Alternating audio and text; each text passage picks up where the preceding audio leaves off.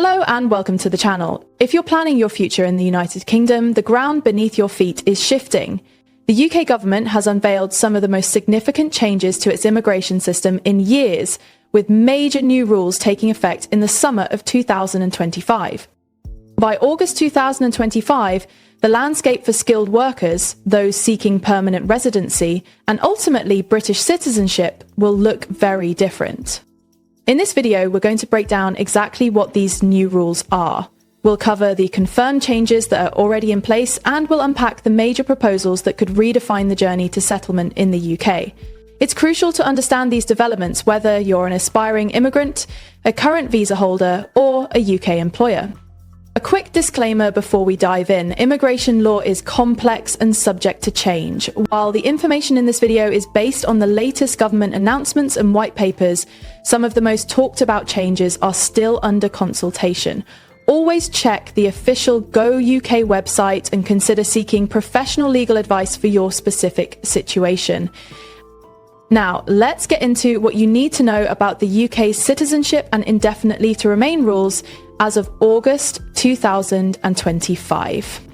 The first and most immediate set of changes came into force on the 22nd of July 2025. These aren't distant proposals. This is the new reality for anyone applying from this date onwards.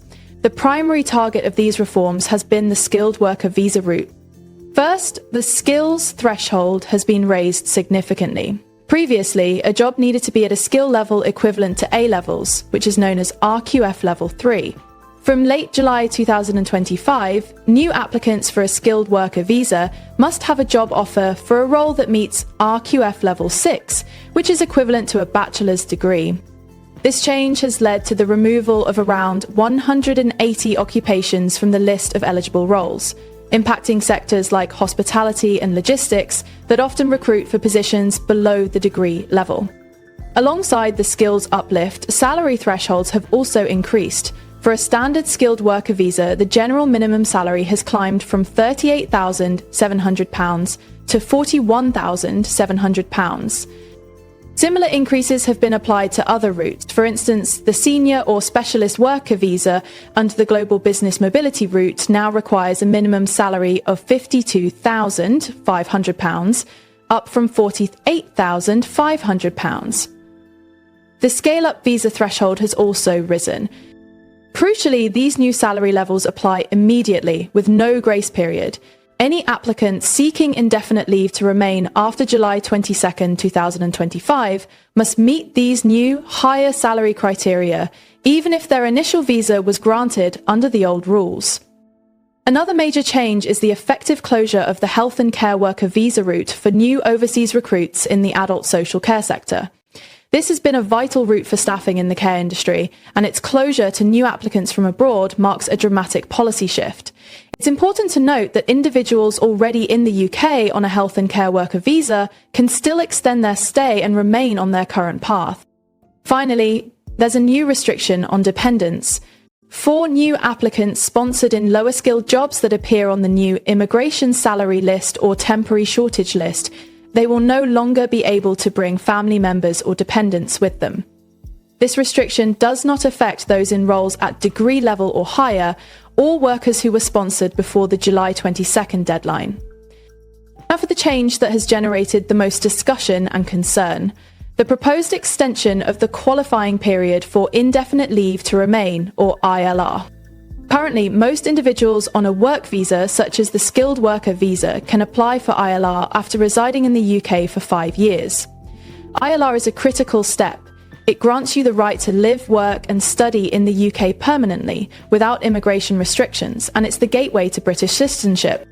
However, a government white paper published in May 2025 proposed doubling this standard qualifying period from 5 years to 10 years. It is absolutely vital to understand that, as of August 2025, this is still a proposal. It is not yet law and is subject to further consultation.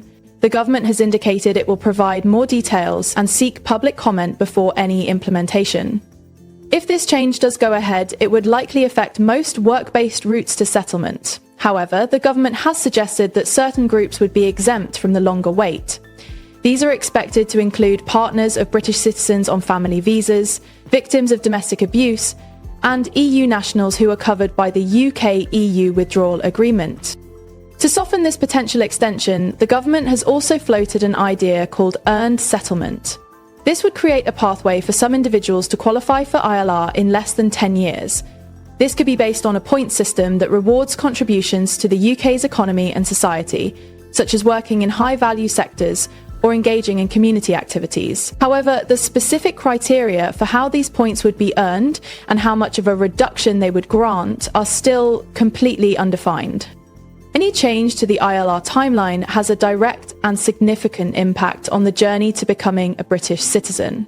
The process of naturalisation, which is the most common path to citizenship for foreign nationals, has a key prerequisite.